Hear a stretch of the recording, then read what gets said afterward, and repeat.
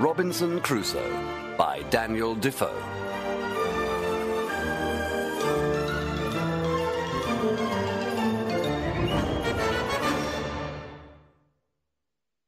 Part 1. Robinson's Adventures at Sea. I was born in the year 1632, in the city of York, in England. My father was of a good family. He was a merchant from Bremen in Germany. He settled in England and made his fortune in trade. Then he married. My mother's family name was Robinson. I was baptized Robinson Kreutzner. However, in England we were always called Crusoe, so my friends call me Robinson Crusoe. I had 2 brothers. One became a soldier, and was killed in a battle against the Spaniards. I do not know what happened to my other brother. My father hoped I would study law, but I wanted to go to sea. Although my mother and father did not want me to go, my desire was so strong that I ignored their wishes. My father was a wise and serious man. He said that if I stayed at home, my life would be easy and pleasant. Only desperate men or very fortunate men went abroad, he said. I was neither desperate nor very fortunate. Mine was the middle state, and he thought that the middle state was the best. The poor had a difficult life, and the rich were hated by the poor, said he. In the middle state, a man could be happy. Kings often regretted that they were not born in the middle state, and wise men prayed to have neither poverty nor wealth. He said that the greatest misfortunes in life were suffered by the rich and the poor. Only the man in the middle state can live in peace. He said that moderation, quietness, and good health were the conditions of the middle state. He begged me not to abandon this happy condition. He told me that he had begged my brother not to become a soldier for the same reasons. However, my brother had run away to the army, and now he was dead. He said that God would not bless me if I went to sea, and that I would be sorry I had ignored my father's advice. During the last part of his discourse, the tears ran down his face, especially when he spoke of my brother. When he said that I would regret my choice, he was so moved that he could say no more. I was sincerely affected by his words, and decided not to think of going abroad any more. But, alas, in a few days I began to dream of the sea again. I spoke to my mother. I told her that I still desired to go to sea, and that nothing else would make me happy. I said that I was 18 years old, too old to begin another profession. I asked her to persuade my father to let me go to sea. This made her very angry. She said that it would be useless to speak to my father. If I wanted to ruin myself, she said, there was nothing she or my father could do to stop me. However, they would never agree to it. A year later, I ran off to sea. This is how it happened. One day I went to the port of Hull. A friend of mine was going by sea to London in his father's ship. He asked me to go with him. Since it would cost me nothing, I decided to go, without even telling my mother and father. Thus, on the 1st of September, 1651, I went on board a ship for the first time. As soon as the ship was at sea, the wind began to blow. I felt very sick and frightened. I thought that God was punishing me for leaving my father's house. The storm grew worse, although it was not as bad as many I have seen since. It was not even as bad as the storm I saw just a few days later, but it frightened me then. I thought the sea would swallow us. I swore to God that if I lived, I would return to my father's house and never go to sea again. The next day the sea grew calm and the sun shone. I no longer felt sick or frightened. My friend said, "Well, Bob, how do you feel? Were you afraid?" "It was a terrible storm," said I. "Do you call that a storm?" said he. "That was nothing. Let's drink some rum and forget about it." We drank the rum, and I forgot my promise to God. A few days later, there was a really terrible storm. The waves were as high as mountains. I was very frightened. I felt sorry that I had forgotten my promise to God. The sailors began to cry out that the ship would founder. Fortunately, I did not know what the word founder meant. I saw the captain and some others praying to God. At last we were rescued by a boat from another ship. As we escaped, we saw our own ship go down. It was only then that I understood the word founder.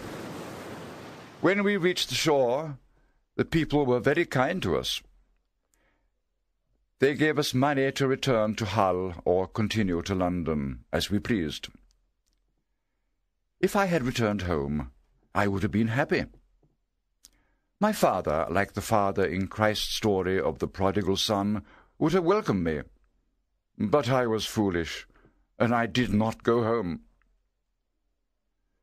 The captain, who was my father's friend, said to me, "Young man, you should never go to sea again." "Why, sir?" said I. "Will you never go to sea again?" "That is different," said the captain. "The sea is my profession. It is my duty to go to sea. But you made this voyage to see if you liked it. God has shown you that the sea is not for you. Perhaps that is why my ship foundered. You are like Jonah of the Bible story. I am sorry I ever allowed you on my ship." I went to London by land. How unwise young people are! They are not afraid to sin, but they are afraid to seem foolish. I signed up for a voyage to Africa. I should have signed up as a sailor. I could have learnt the sailor's profession. In time, I might even have become a captain. However, I always made the worst choice, and I chose to go to sea as a gentleman. Therefore, I had no duties on the ship, and I had no chance of learning to be a sailor. I met the captain of a ship that had been on the coast of Africa. He had made good profits from the voyage, and was eager to go again. He asked me to go with him as his companion. He said that I need not pay for the voyage. If I had any money, he said, he would show me how to make a profit in trade. I accepted the offer and became friends with the captain, who was a good and honest man. Following the captain's advice, I spent about £40 on things of little value. These I could trade for gold on the coast of Africa. The voyage was a great success for me. Indeed, it was my only successful voyage. My friend the captain taught me the skills of both a sailor and a merchant. I brought home £5 9 ounces of gold, which I sold in London for nearly £300. Soon after our return to England, my friend died. I decided to do the same voyage again, and signed up on the same ship with its new captain. As we approached the coast of Africa, we were pursued by a Turkish ship. After a short battle, the Turkish ship was victorious, and we were all taken as prisoners to the port of Salih. The captain of the Turkish ship made me his slave. I was horrified by this surprising change from merchant to miserable slave. I remembered my father's prophecy that I would be miserable, and I realized that it had indeed been fulfilled. After about 2 years of slavery, I saw my chance of escape. One day my master sent me out fishing with his brother Ismail and a black slave boy called Crusoe. The fishing boat was full of food, guns, and fresh water. While we were fishing, I pushed Ismail into the sea. He cried for help. I pointed a gun at him and said, I will not hurt you, if you do as I say. You swim well enough to reach the shore. Go, swim to shore and leave us alone. If you do not, I will shoot you in the head, for I want my liberty. Ismail swam away from the ship, and I turned to the slave boy. Zuri, said I, if you will be faithful to me, I will make you a great man. If not, I will throw you into the sea too. The boy smiled and promised to be faithful to me. We sailed along the coast of Africa close to the shore. Sometimes we heard lions and other wild beasts. We needed fresh water, but we were afraid to go ashore, for fear of wild beasts and savages. Crusoe said that he would go ashore to get water, and I should wait in the boat. Why should you go, Zuri? I asked. Why should I not go, and you wait in the boat? Crusoe replied in words that made me love him ever after. If wild men come, they will eat me, and you will escape. Well, Zuri, I said, we will both go. If wild men come, we will kill them, and they will eat neither of us. We went ashore and got fresh water. As we were returning to the boat, we saw a lion on the beach. I aimed my gun and shot. Crusoe and I took the skin off the lion, for I thought it might be of some value. We sailed along the coast for 10 days. I hoped that we would meet a European trading ship and be saved, but we did not meet one. Sometimes we saw people on the shore. Their skin was black, and they were naked. Once I thought of going ashore to meet them, but Crusoe advised against it. I made signs to them that we needed food. They brought meat and grain and left it on the beach for us. I made signs to thank them, but had nothing to give them in payment. However, we soon had the chance to do them a great service. Just as we reached our boat, a leopard came running down from the mountain towards the beach. I shot it dead. The negroes were amazed and terrified by the sound of my gun. When they saw that the leopard was dead, they approached him. They wished to eat the flesh of this animal. I made signs to tell them that they could have him, and they began cutting him up. They cut off his skin and gave it to me. Leaving my friendly negroes, I sailed on for 11 days. As we approached Cape Verde, Crusoe cried out, Master, a ship! I saw that it was a Portuguese ship. I sailed towards it, and in 3 hours I reached it. The men on the ship asked who I was. When I told them my story, they were very kind. They took me on board their ship with all my property from the boat.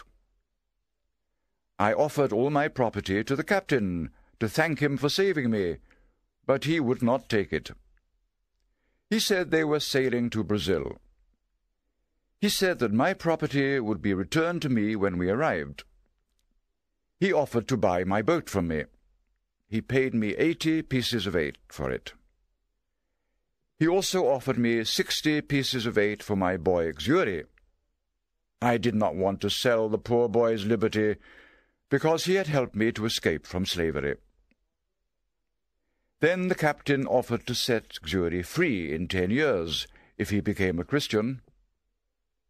Crusoe said he was willing to go with him, so I let the captain have him. About 22 days later, we landed in All Saints Bay in Brazil. I will never forget the captain's kindness. He bought a lot of my property from the boat. I left the ship with about 220 pieces of 8. In Brazil, I saw how well the sugar planters lived. They grew rich quickly. I decided to settle in Brazil and become a sugar planter. The first 2 years were difficult, but then my plantation grew prosperous. I was sorry that I had sold my Boixiuri, for I needed help. I was not happy in my new life. This was the middle state of which my father had spoken. I often said to myself, I could have done this at home, instead of coming 5,000 miles to do it among strangers and savages. I thought I was like a man stranded alone upon an island. Never compare your situation to a worse one. God may place you in the worst situation, so that you long for your old life. I say God was just to leave me on an island where I really was alone. If I had been content to stay as I was, I would have been rich and happy. By leaving me on an island, God made me understand this. The captain of the Portuguese ship advised me to send for some money. I had left my money with a friend in London. My friend sent me the money in the form of English goods. When they arrived, I thought that my fortune was made.